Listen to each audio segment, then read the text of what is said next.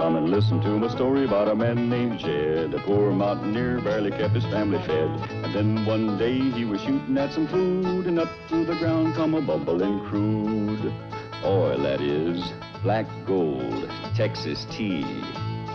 Well, the first thing you know, old Jed's a millionaire. The kinfolk said, Jed, move away from there. Said, California is the place you ought to be. So they loaded up the truck and they moved to Beverly Hills, that is, swimming pools, movie stars. The Beverly Hillbillies.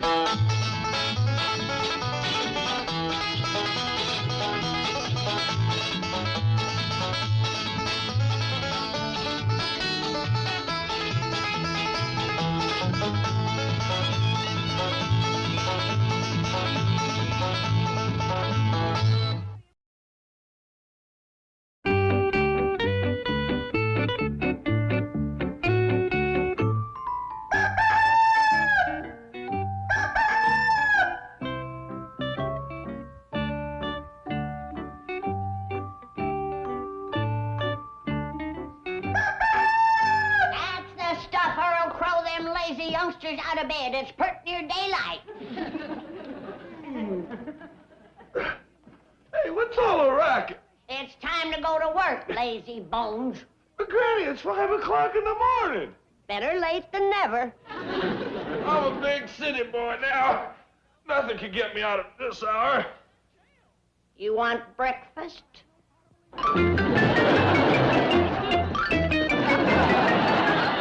I'm ready, Granny. For a city boy, you move pretty good. Your Uncle Jed's already at the table. Yes, ma'am. Oh, Ellie Mae! Oh, you're up. Yes, ma'am. But I sure am sleepy. You young'uns wouldn't have this trouble if you went to bed at a decent hour. Well, I went to bed at 9 o'clock. There you are. Now, take your rooster and put 'em out. Have some breakfast. And then we'll go down and get the Clampett Enterprises ready for business. Franny, the bank building won't even be open. Folks in Beverly Hills don't get up this early. But They don't, huh? You know who that is at the door? Who? Mr. Drysdale. He's riding into town with us. At 5 o'clock in the morning? He didn't stay up half the night like you did. He knows this is the best part of the day. It's the early bird that catches the worm. So, he's up, ready to go, bright-eyed and bushy-tailed.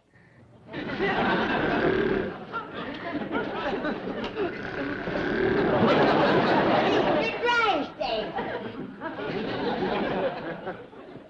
Where am I? What happened? Granny, you called me. What's the trouble? No trouble. We need you to open up the bank building so we can go to work. It's 5 o'clock. The stars are out. The moon is shining. It does make you feel good, don't it? Jed always says up at 5, you're sure to thrive. Wait till 6, you're in a fix. What kind of a day is it going to be? Rotten. I best go check the weather signs. Well, doggy, Mr. Drysdale. Why, you're the first city fella I ever seen with gumption enough to get going before sunup. Well, I always say up at 5, you're sure to thrive. Wait till 6, you're in a fix. That's what I always say. We're kindred spirits, Mr. Clampett. You're wrong, Mr. Drysdale. It's going to be a fine day. Good. Have you had your breakfast? Granny, you know he's had breakfast. Well, this man keeps country hours. How about some coffee? Well, fine, I'd love it. You've still got on your night clothes. What? Oh.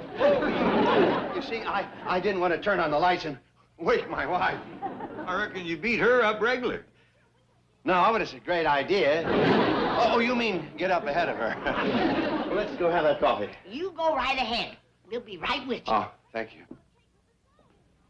Jed, guess who I seen dragging up the driveway just now? Who? Old Duke. He's been out all night again. That old hound dog has got a lot of tomcat in him.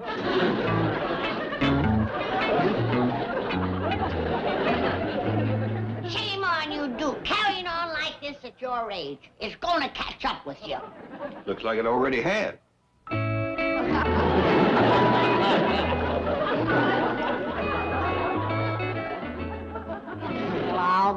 damaged.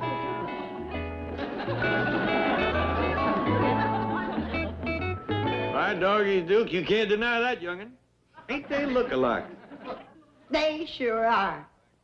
But how do you reckon that old Duke found himself a girl bloodhound here in Beverly Hills? Granny, that's when a boy bloodhound does his best tracking. I wouldn't exactly call old Duke a boy. Maybe not, but we can stop calling him old. Jed, look, a-comin'.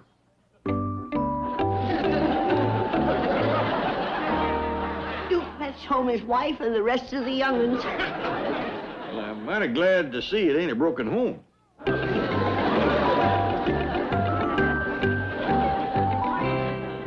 Now, Duke, you make your family comfortable. We've got to get down to the bank building and get ready for business. Yeah, I reckon Mr. Drysdale's raring to go.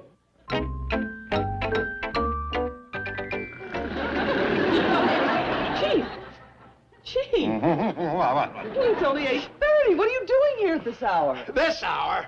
I've been here since 5:30. How come? I'd open up so the Clampetts could go to work. At 5:30? Yes, from now on, they want to open up at 5. You're wearing pajamas. Oh. I was so sleepy, I forgot to change. Oh, I've got a suit in here. Please put it on immediately. If someone came in here, do you realize what they would think? What would they think? Well, they think that perhaps you hired me for reasons other than my secretarial ability. As a matter of fact, I did. Yes, you were cheap. You were living there for a minute, weren't you? Just for that, I hope the Clampetts stay in the 5th floor for a year and get you up at 5 every morning. I'm getting rid of them today. I'm bringing in a hired gun. Chief. No. He's just a troubleshooter, but he's the best.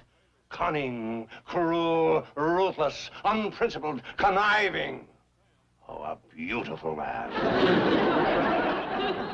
Oh, by the way, his name is Homer Bedloe. Good morning. Good morning, Mr. Bedloe. How did you know my name? You fit Mr. Drysdale's description perfectly. Sit down. You and Mr. Drysdale friends? I don't have any friends. I hope Mr. Drysdale will find my work pleasing. I'd like to give up my job on the railroad and stay on here. A bank offers wonderful opportunities. That's true. You get to foreclose on mortgages, repossess cars and furniture. I'll bet it's a great kick to go and get a television set just when the kids are watching their favorite show. May I ask what you're looking for? Snipers, booby traps. Well, surely you don't suspect Well, it's a that... force of habit. I didn't get to be this old and mean by being careless. Mr. Bedloe? Right. And you're Milburn Drysdale. That's right. I'd have known you anywhere. You're the spitting image of your father. You knew Dad? Worshipped your father. He was the meanest man I ever knew. Oh, Dad would have loved hearing you say that. Excuse me, Chief. Your father would have loved being called mean? But you never met the old gentleman, did you? No, he was gone when I started working here. Well, I'll see if I can find a picture of him. You know, my first job was working as an office boy for your father. Really? Oh, I'm surprised he ever let you get away. You and Dad must have been two of a kind. Well, of course, that was 50 years ago. I was a dumb kid, had no sense of values. I goofed, and he fired me. What did you do? He was flogging a debtor, and I went to her defense. Her defense? He was striking a woman? That was the wonderful thing about Mr. Drysdale's father. He never discriminated. Here we are. I thought I had a picture of him around. That's my dad. What a man. It was a privilege to have worked for him. You know, I was with him the day he foreclosed on the old soldier's home. Really? Gee, I envy you. He had a pile of canes and trusses and ear trumpets as high as that desk. Cleaned them out. There were giants in those days.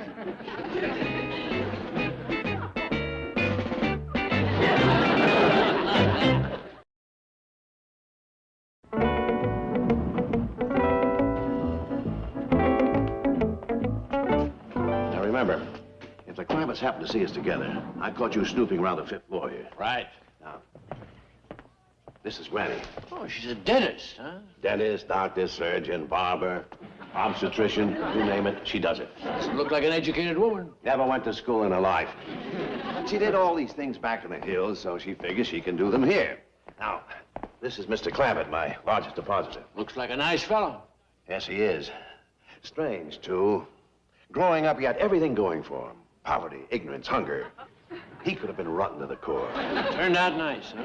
Yes. Somewhere along the line, he went wrong. Maybe he had a happy childhood. That can warp a man. Thank goodness I had your father to teach me the 3 R's. Rookin', robbin', and repossessing. Mr.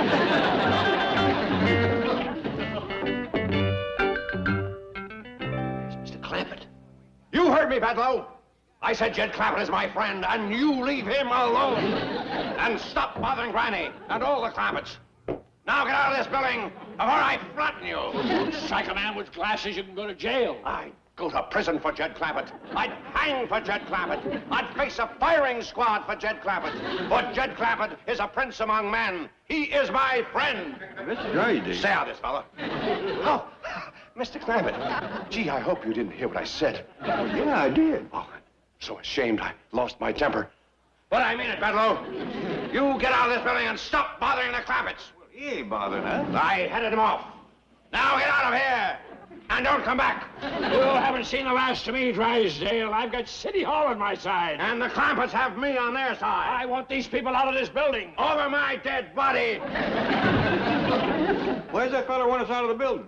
Oh, he's just one of those officious meddlers. He claims that Granny doesn't have a medical school diploma or even a license to practice medicine.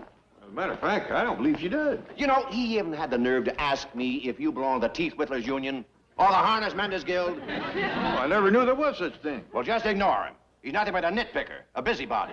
Well, and I best not put up Jethro's picture and sign. Don't tell me he's going to be an agent again. Oh, he ain't aiming that high. He's lowered his sights considerable. He's going to be just a psychiatrist. Psychiatrist? Boy claims he looked up the spelling. Also fish clean. Well, that was my idea. Jethro's uncommon good at it. And it seems to me the two just kind of goes together. Psychiatry and fish cleaning? Yeah, he says that psychiatry is just listening to the folks talk. And he can sure skin a catfish while he's doing that. I'd best leave it down. No. Put it up. No one's going to push my friends around. What? Oh, Mr. Drysdale, I was just coming down to your office to get you. Let's go try on this upper plate that Jed whittled for you. Oh, Granny, I'm awfully busy. That's true, Granny. This man's been fighting our battles for us. What battles? There's some fella from City Hall here threatening to turn us out of the building. How come? Well, for one thing, he claims you don't have the proper medical education. Me? That learned doctrine from John Hopkins? You studied medicine at John Hopkins? I can vouch for that. Granny rode a mule all the way to Timbo, Arkansas, just to study with John and Elvira Hopkins. John and Elvira Hopkins. Probably the greatest husband and wife yarb doctoring team in the history of medicine. How long you study with them, Granny? Oh, I took the full course. Then I done what they call postgraduate work. All in all, I was there pretty near 2 weeks. Well, unfortunately, I'm afraid that won't impress the authorities here in California. I'm in trouble, too, Granny, because I don't belong to something called the Teeth Whittlers Union or the Harness Menders Guild. How about Jethro? Is there a psychiatrist union, too? I wouldn't doubt it. Couldn't we just let the boy clean fish? No, that's where we're really in trouble. The International Brotherhood of Fish Cleaners. But don't you people worry. I've thrown myself between you and the enemy. I shall not pass. Well, Mr. Drysdale, you can't buck the whole state of California single-handed. Then I'll go down fighting. From the halls of Sacramento to the shores of old L.A. I will fight my Clampetts battles and protect them night and day. My doggies, Granny, I never realized Mr. Drysdale was such a scrapper. He's got to have some Tennessee blood in him, Jed. Look, Mr. Bedloe, I found another picture of Mr. Drysdale's father in the storage vault. My hero. He looks positively vicious. Yeah. Great guy. Of your aquatic meddlers, I will shield them with my might. And if I should fall, there'll be a new star in heaven tonight. I've got a great scheme to get rid of the Clampetts. Don't you dare! What? Well, that's what you hired me for. We're in this together. Me? I won't betray a friend. Good for you, Chief.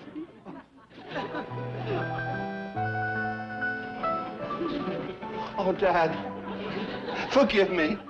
I had a nice thought. I didn't mean it. Don't beat me, please. Chief, your father can't beat you. He's dead and gone. Oh, no, not Dad. If he couldn't take it with him, he didn't go. Well, you're thinking straight now. But why can't I be the man my dad was? He was perfect. Mean all the time. Chief, I can't believe your father was such an ogre. They wouldn't have let him join the Benevolent and Protective Order of Elks. That's not an elk's tooth, it's a man's tooth. What? The fellow owed Dad money. He couldn't pay. With his bare hands, my father yanked it from his mouth, melted the gold out of it, and mounted the tooth on his chain. Now that you've come to your senses, we can put my scheme into action. Is it a scheme my dad would have liked? I call it Operation Rotten. Great. Now get up and win this one for the old jipper. Hold on just a minute. You're in this, too. You've got a part to play. I have? Sure. I'm the bad guy, and you're the good guy. You got a white hat? Well, I can get one. Good. Now, my scheme is I'll go up to the Clampetts and give... Is she to be trusted? No. He's honest, kind, and generous. Please don't use that kind of language in front of your father. Oh, yeah, well, tell me about it here. Right. Oh, put Dad's picture up. It'll serve as an inspiration for me. A shrine. How about some fresh flowers in front of it? That's a good idea. See if you can get some deadly nightshade and hemlock. Those were his favorites.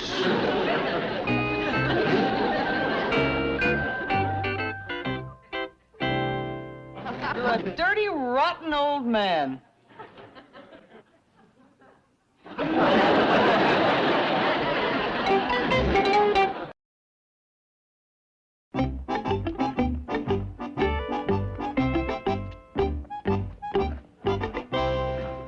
Mr. Cratchit. Oh, how do you do, Miss Ellie? Did Dr. Granny's poultice grow you some new hair? Oh, well, I don't know yet. I haven't looked yet. Well, let's go have her check. Oh, I brought along a photograph of myself the way I looked without hair. I thought the doctor would like a before and after picture. That's a good idea. Yeah. I see your psychiatrist does that. What do you mean? Well, isn't that a picture of a patient before treatment? No, sir, that's the psychiatrist. Well, I always say it takes one to know one. Well,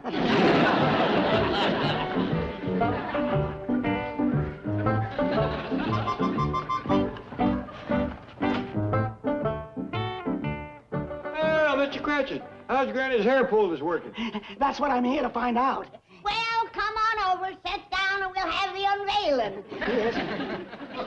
Ma'am.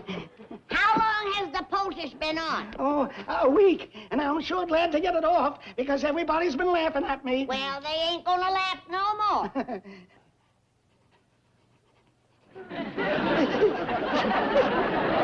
Is that hair? It ain't more. Becoming red. Really? I had red hair when I was a boy. They used to call me Brick. Take a look. It's true. I'm young. I'm handsome. You sure enough are. It'll look much better when I pomade it and comb it. No, I like it this way. Wild and untamed. It's the real me. Here, behave yourself. Mothers, hide your daughters. Brick Cratchits. It lives and is on the loose in Beverly Hills. Really, honey? Run fetch Jethro. I think this fella needs psychiatry. Wait a minute, Blondie. Let's go out tonight and live it up. Jed, I think he left the poultice on too long. It's drawn up some ideas along with his hair. He can handle the hair all right, but I ain't so sure about the idea.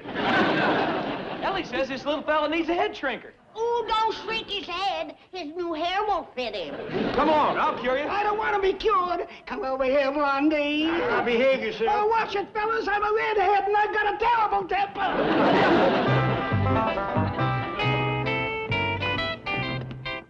Now, give me a couple of minutes to terrorize them, and then you come to the rescue. Right. I wish Mr. Drysdale would send up the rest of his employees. Well, don't worry, Granny. Quick as folks see how you poulticed hair on Mr. Cratchit, they'll come in bunches. Well, while we're waiting, sit down and I'll give you Marcel. All right, everybody out. What? You heard me. Clear out and take all this junk with you. Junk? Now, say here, mister. Don't you touch me. I've got a writ. Well, no wonder you're feeling so mean. Come on, sit down and I'll lance it for you. I'm talking about a legal writ ordering you to vacate these premises. And I'm going to serve it on you right now.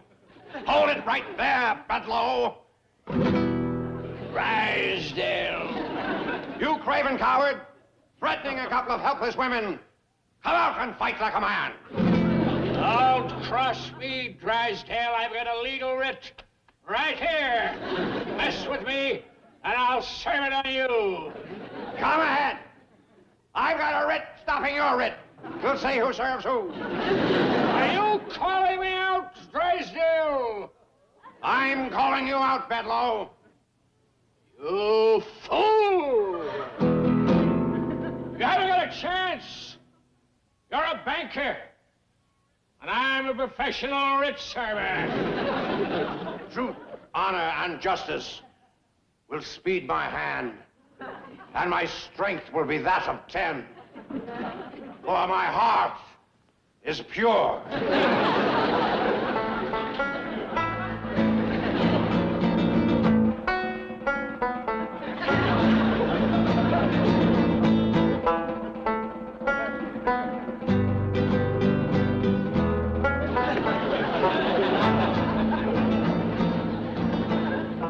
What's going on? They's fixing to draw down on one another, Jed.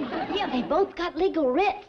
I serve you first. You're wiped out, Drysdale. You lose your bank, your home, everything. I'll gladly pay that price to save my friends, the Clampetts. No, I can't let you do this. Mr. Drysdale, if this fella wants us to get out of the building, we'll go peaceful. I whipped you, Drysdale. You did not.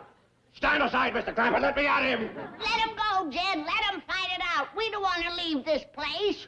No, we caused Mr. Drysdale enough trouble. But he'll say I turned yellow, that I let down my best friends. Well, it's better than getting wiped out. Come on, commence packing up.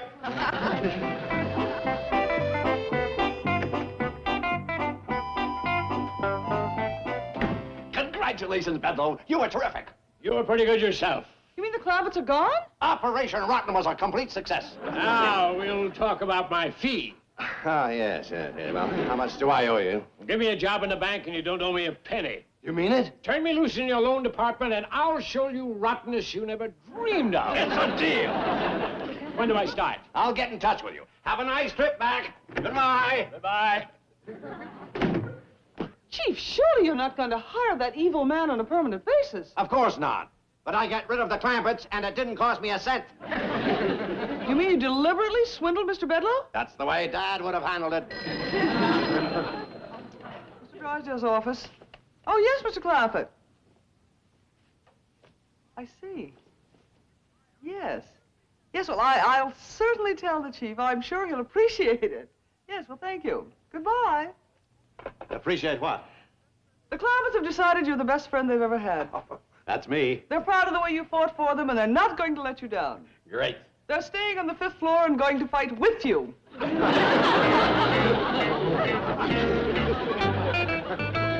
Dad, what happened? I played it your way. I was rotten to the core. I double-crossed everybody. Where did I go wrong?